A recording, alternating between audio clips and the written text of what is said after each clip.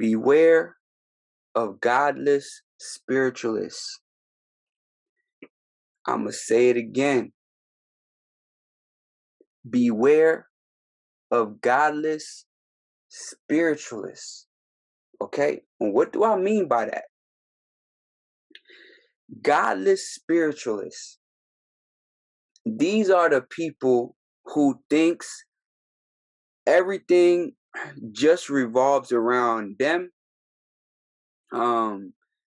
They don't truly see a divine as you think, because they think that they are the one and only divine. They think that they have some type of thing that nobody else in the world have access to. Okay? These people often end up to be narcissistic, very narcissistic. You know, these are the ones who think that things happen just off of their own intent and nothing else. Like there's nothing else but intent. When in fact, there are many things that add into your magic being effective, to your workings being effective, besides intent. You know, like the spirit that you're running it through, or the ancestors that you're running the work through at the least. You see, we see these godless spiritualists. And then they'll start to say all kind of weird things that are very strange. Beware of these type of people, family. I'm going to say most true blue practitioners, most true blue spiritualists that are really out here putting work, they give the glory to the spirits that are carrying out the work, not their self. They understand that they are just a medium for spirits to move and get things done. Nothing more, nothing less. And that is the truth of the matter, because the humility is what's so important. Humility. You have this, whitewashed spiritualism coming into place where it puts you in the seat of the Almighty itself, where, basically you are just the ruler of the earth and you're the one who, created everything, right? And you have to realize that you are just a co-creator, a little dot, a little co-creator in a very big world, in a very big galaxy. One little tiny piece. You see, humility is important. And, a lot of these spiritualists, they are downright godless in nature. And this is where we see this corruption start to come in the community.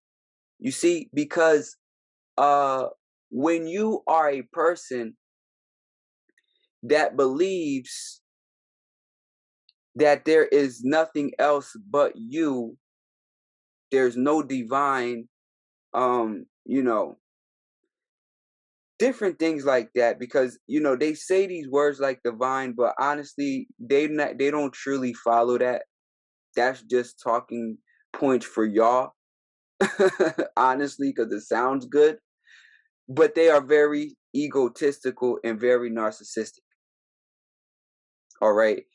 You have to beware of these people, man, because it's a lot of mental illness running around.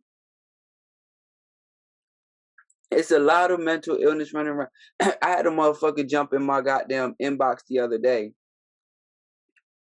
talking about their issue themselves. Like, they are the spirit issue. It's them. Yo, if you don't get the fuck out my motherfucking inbox, nigga, and talking to me as if, like, I'm going to punish those that do this and that, because, yo, Y'all gotta stop that shit, man. Humble yourselves. Humble yourself. You are one little dot in a big ass ocean of shit. Listen, man, you're a co-creator. You're not just the one source by yourself. Okay? And as that co-creator, you have to know how to mesh in the world. You know, because with you just having intent, okay, you have the intent to do something, right? Let's understand this intent word more, because people are abusing it. Let's say you have the intent to eat. How can you actually eat and there's no fucking food? You see? Okay, you have the intent to get from uh Michigan to Los Angeles. You have an intent to get from Michigan to Los Angeles, but how the fuck are you going to get to Michigan or to Los Angeles from Michigan? How are you going to get there? Because just the intent is not going to fucking teleport you to fucking Los Angeles, okay? What is the vehicle that's going to get you to Los Angeles? Are you going to ride a horse? Are you going to walk? Are you going to take a car? Are you going to take a plane? How are you going to get to Los Angeles from Michigan? Because just the intent is not going to get your ass the fuck to Los Angeles. Okay? And it's the same thing in the spiritual world. Okay, they have the intent to do X, Y, and Z. How is going to get done? How are we going to get it done? What's going to happen? Who are we going to move? Are you going to move ancestors? Are you going to move the Loa? Are you going to move Orisha? What? You going to move Goetia? What are you going to move? What aspect of nature, what aspect of the divine are you going to move in order to get it done? Or it's just you're so powerful of a sorcerer, it's just your mental is going to move it for them. Do you see where we start to go down this rabbit hole? Y'all need to be careful and mindful. I hear all these talk all the time about traditional shaman, traditional workers, but traditional shamans don't be saying weird ass shit like that. No, they give the credit to the spirits that are carrying out their will. And that is the truth of it. Intent is one piece. One piece. What's the other pieces that's going to make that intent manifest? That's what we need to talk about. But a lot of these spiritualists, they're downright godless. You know? Because they talking that shit, but at the same time, look how they be moving. And this is where you get these arrogant ass personalities. This is where you get this egotistical vibes that be coming from certain people, and it's just disgusting. Because it's like, what the fuck? Dude, what is wrong with you? Like, and that's why me personally, man, when you see me talking about these things, I'm always going to bring it back to what? The traditions that it came from. I'm always going to bring it back to that pantheon of spirits that got the job done. Because I am just the medium to it. You see, that is the real essence of a priest. You see, priests are basically mediums to the supernatural, mediums to the spirit world. That's the real definition of what a priest is. Understand that. The real definition of a priest is a medium between the physical realm and the spiritual realm. That's what a priest is. All right.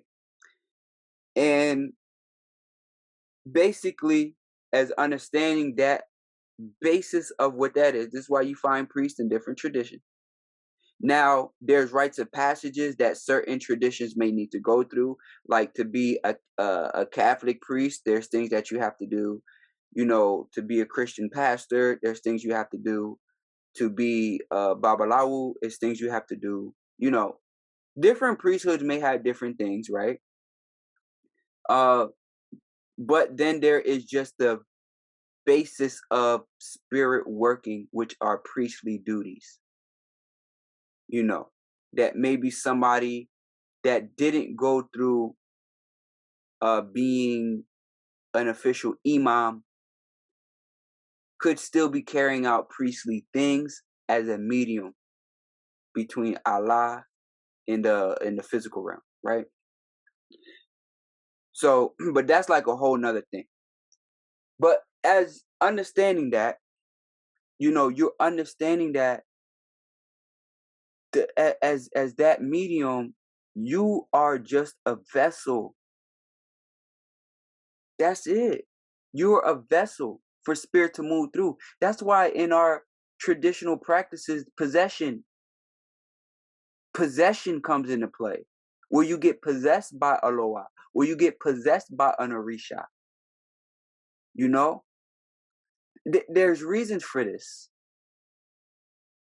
It's because there are other things that are playing a factor in this working being effective, or in this insight coming into you. You didn't just pop it out your own head. Something put it there. What put it there? You see, and this is where we see possessions. You see, let these godless people tell it.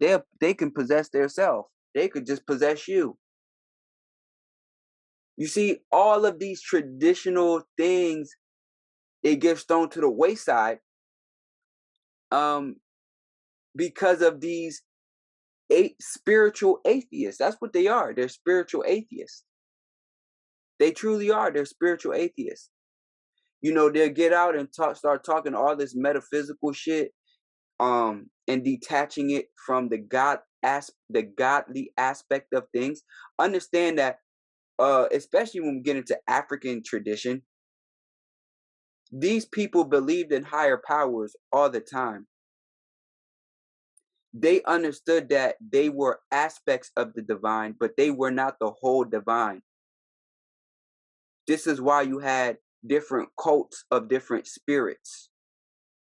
The cult of Oshun, the cult of Ogun, the cult of Yemoja. Because they understood they played different aspects in society. And they may have fragments of other factions of the society.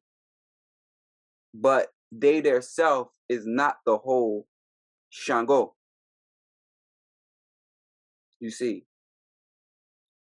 you have to realize that you are a co-creator. Shango is Shango. You are you. Shango could be your father, but you are still you. You just take on traits of Shango. You see, you just take on powers that he may have, but you are you. Shango is Shango. These people have a mental thing going on, honestly. For real. For real. And you guys have to be careful of it. Because with this godless type of attitude, where they're just the ending and the beginning, and they are just everything. They don't need no spirit to do this. They don't need no spirit to do that. They just light some candles and start whispering to their self in the wind, and then somehow the work gets done. Be careful. Be careful. Because a lack of morality can also come with those type of people, and they could corrupt power. They could corrupt the mental states of the people coming to them, because they know people are coming to them in vulnerable states. And then they can take advantage of them. Take it from somebody. Yo, listen, man, let me tell you something. I grew up with grandparents heavily entrenched in the tradition um of Puerto Rican voodoo, of Santeria, Lukumi, and they will tell you they're just vessels, one piece of it, of a whole big picture, and they're humbled and gracious to be able to do anything for anybody. As priests, we act as the humble servants to society. The humble servants to society. We are here to serve the society. We're not here to be just reigning over everybody. I'm God. I'm this. I'm goddess. I'm that. My kingdom. That's not what we're here for to do. We're here to bring relief to people. We're here to bring guidance to people. That's what we're here to do. And you have these people corrupting that. I'm going to rule the world. I'm going to be the smartest man in the world. I'm going to be the ruler. That's not what we do. And the interesting thing is, when you become a servant of society, society will crown you. Interesting, right? And so that's how I can have the name King Brujo. Why? Because I did so much for society, the society can just crown that on my name. And, you really learn this when you get into, certain Orisha especially, and you look at Orisha like Obatala, the King of Kings, right? And it's a reason for that. Because the way that he led was so gracious. As in people that come into these various traditions, I don't care which one it is, you're gonna find similar themes like that. Where people crown those that are doing the work as spiritual leaders per se. And the only reason I use the word spiritual leader is because technically, what are they doing? They're leading spirit to help people. Okay, spiritual leader. You're leading spirit to help people. You're leading them to people to help people. Things like that, right? But there's a reason these people get crowned in their own right. And that's just something I want you guys to really be taking into consideration. This is where the Christians say, give the glory to God. That's, there's a lot of truth in that. I give the glory to God all the time. I give the glory to the Loa that carry out the work for y'all.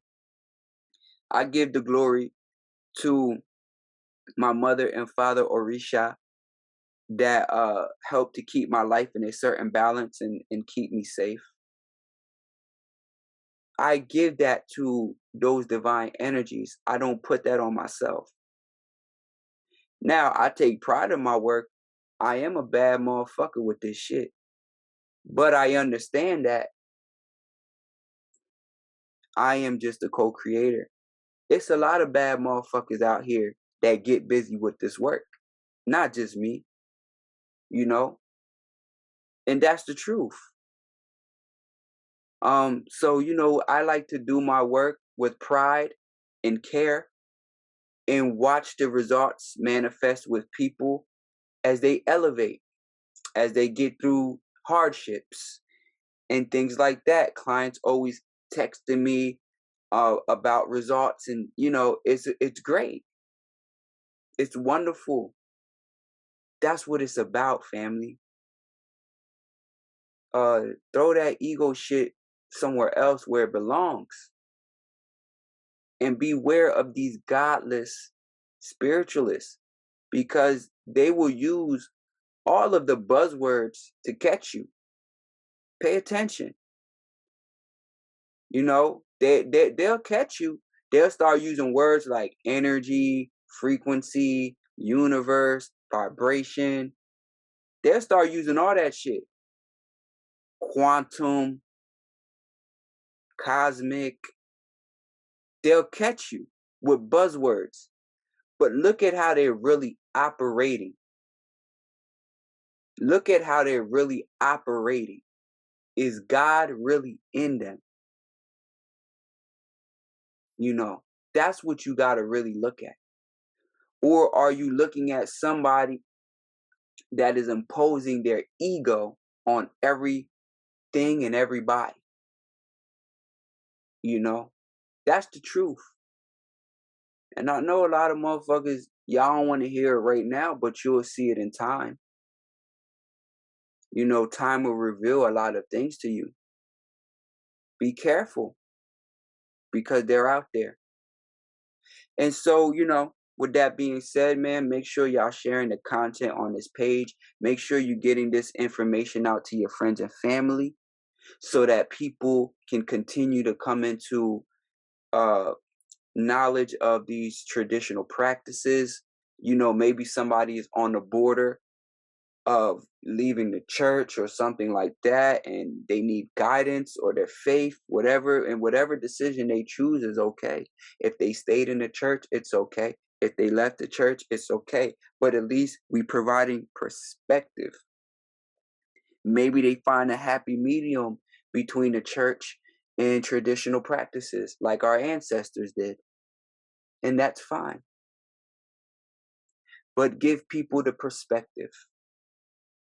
Because our job is, people that are in these occult practices, is to provide some type of relief to others, whether that be our family, whether that be our friends. We are light, even when it seems like we're dark. So spread the knowledge and keep the society progression. Ashe.